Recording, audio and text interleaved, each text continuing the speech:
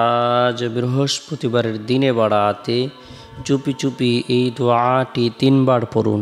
চারদিক থেকে নদীর জোয়ারের মতো টাকা শুধু আসতেই থাকবে। বৃহস্পতিবারের দিন আল্লাহ পাক রব্বুল আলামিনের পক্ষ থেকে বিশেষ একটি নিয়ামতের দিন। এদিনে আল্লাহ তাআলা সারা পৃথিবীর সমস্ত মানুষের আমল সমূহের রিপোর্ট পেশ করে থাকেন। এদিনে আল্লাহ পাক রব্বুল আলামিন আসমানের দরজাসমূহ উন্মুক্ত করে দেন। এদিনে আল্লাহ পাক রব্বুল আলামিন ঈমানদারদের জন্য, মুমিন মুসলমানদের জন্য বিশেষ নিয়ামত প্রদান করে থাকেন। এই দিনটিকে স্বয়ং নবী করিম সাল্লাল্লাহু আলাইহি সাল্লাম গুরুত্ব দিতেন। আমরাও যদি বৃহস্পতিবার দিনটিকে গুরুত্ব দেই, এই দিনে আল্লাহর ইবাদত বন্দেগী করি, নফল নামাজ পড়ি, কোরআন তেলাওয়াত করি, জিকির আজকার করি, তাসবিহ তাহলিল পাঠ করি, রব্বুল আলামিনের দরবারে রুনাজারি করি, আল্লাহ পাক রব্বুল আলামিন অজস্র কল্যাণ প্রদান করবেন। আল্লাহ তাআলা গুনাহকে মাফ করে দিবেন। অভাব অনটল, দুঃখ কষ্ট, চিন্তা পেরেশানি, হতাশা, দুর্দশা সব কিছু আল্লাহ পাক রব্বুল আলামিন দূর করে দিবেন। বরকতপূর্ণ এই দিনে ফজরের নামাজ সম্পূর্ণ করার পর জাহান্নামের ভয়াবহ শাস্তি থেকে বাঁচার উদ্দেশ্যে রাসূলের শিখানো বরকতপূর্ণ এই দোয়াটি আমরা 7 বার আমল করব। আল্লাহুম্মা আজিরনি মিনান নার, আল্লাহুম্মা আজিরনি মিনান নার। যে ব্যক্তি বরকতপূর্ণ এই দোয়াটি 7 বার আমল করবে, এই দিনে যদি তার ইন্তিকাল হয়, মারা যায়, আল্লাহ পাক রব্বুল আলামিন ওই ব্যক্তির জন্য জাহান্নামের 7টি দরজা বন্ধ করে দেবেন। সুবহানাল্লাহ। তাই বরকতপূর্ণ এই দোয়াটি আমরা 7 বার আমল করব। অবশ্যই পরিবার পরিজনদেরকে নিয়মিতভাবে এই দোয়াটি আমল করার ব্যাপারে উৎসাহ প্রদান করব, সন্তানদেরকে শিক্ষা দেব। এরপরে বৃহস্পতিবারের দিন জোহরের নামাজ সম্পূর্ণ করার পর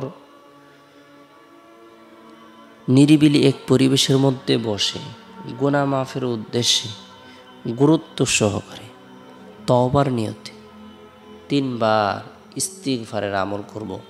আস্তাগফিরুল্লাহ রাব্বি মিন কুল্লি যামবি ওয়া আতুবু ইলাইহি, আস্তাগফিরুল্লাহ রাব্বি মিন কুল্লি যামবি ওয়া আতুবু ইলাইহি। এরপরে নবী সাল্লাল্লাহু আলাইহি সাল্লামের প্রতি মহব্বত রেখে, ভালোবাসা রেখে 3 বার দুরুদের আমল করব। ছোট্ট দরুদ হলো সাল্লাল্লাহু আলাইহি সাল্লাম, উত্তম দরুদ হলো দরুদে ইব্রাহিম, যে দরুদটি আমরা নামাজের মধ্যে পড়ে থাকি।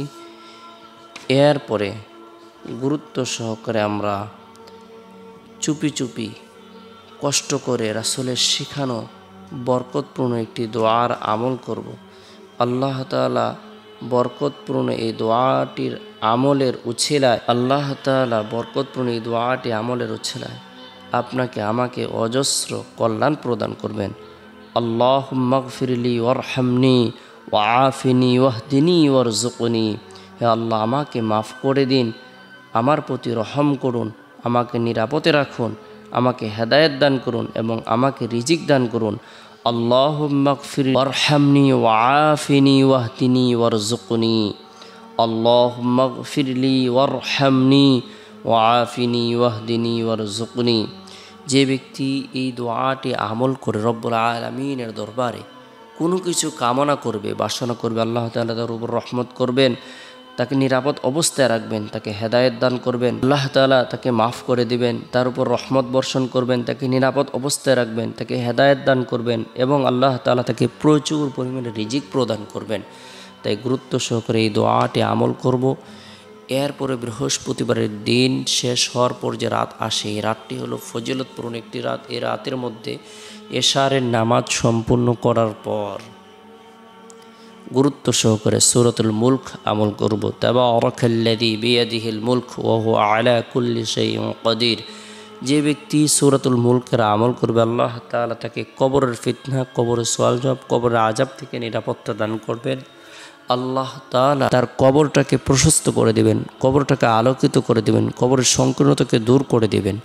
তাই সূরাতুল মুলকের আমল করব। রাতে ঘুমানোর পূর্বে দুরুদের আমল করব, ইস্তিগফারের আমল করব। আল্লাহুম্মা বিসমিকা মতো আহইয়া, এই দোয়াটি পাঠ করে ঘুমিয়ে যাব। চেষ্টা করব রাতের 1/3 অংশে ঘুম থেকে জাগ্রত হয়ে তাহাজ্জুদের নামাজ পড়ার জন্য। আল্লাহ তাআলা আপনার